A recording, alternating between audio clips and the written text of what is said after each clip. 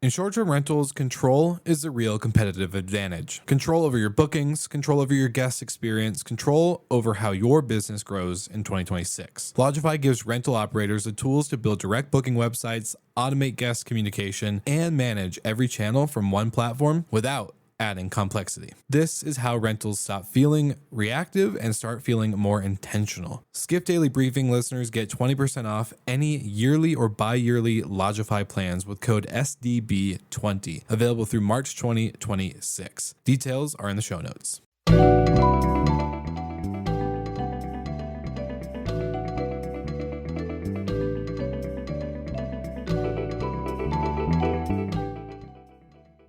Welcome back to the Skift Daily Briefing. It's Tuesday, March 3rd, and I'm Sarah Dandishi. Today, we're looking at Dubai's safe haven reputation getting tested, the FAA considering limits at Chicago O'Hare ahead of summer, and why Southwest is banning smart glasses at work. Let's get into it. Dubai's status as a travel safe haven is getting tested. Dubai spent years selling a very specific promise to the world: neutral, stable, open, and easy to say yes to for leisure travelers, for global conferences, for corporate trips. Skift reports that image is being pressure tested after Iranian strikes hit the UAE and regional airspace closures triggered widespread flight disruptions. And travel feels this stuff immediately. Cancellations, rebookings, confused passengers, and a lot of what now calls to airlines and hotels. There's also the optics factor. When headlines mention incidents near major hotels or iconic landmarks, even if damage is limited, perception moves faster than facts. Leisure demand is highly sensitive to safety signals, and corporate travel can pause even faster because risk departments don't do wait and see as a hobby.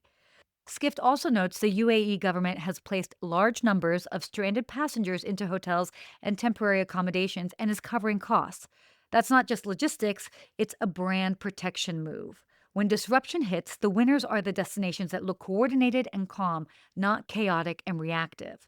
The bottom line here is Dubai's long-term appeal may hold, but in the near term, safety perception and airspace disruption can soften demand quickly, especially for MICE and corporate travel. Chicago O'Hare. Next up, Chicago O'Hare, where the FAA is considering reducing flights this summer because schedules may exceed what the airport can reliably handle during peak periods.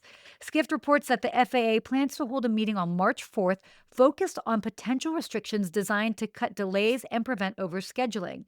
And the timing makes sense. Summer is when the system is already running hot, and O'Hare is dealing with long-term construction on top of everything else.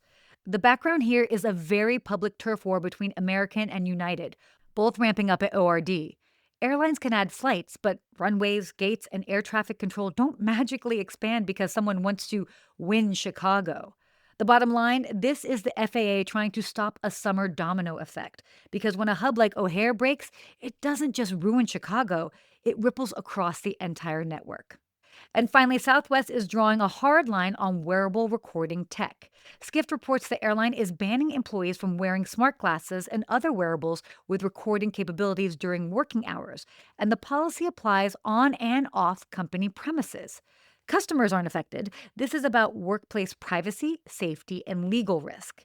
As these devices become more common and more discreet, companies are facing a real challenge: protecting employee privacy, preventing accidental data exposure, and avoiding the nightmare scenario of sensitive operations being recorded without oversight.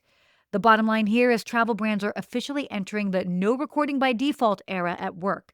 Expect more airlines and hospitality groups to follow with similar policies. Well, that's it for the Skift Daily Briefing. For more travel industry news and analysis, head to skift.com. And as always, get this briefing in your inbox at skift.com/daily. Thanks so much for listening.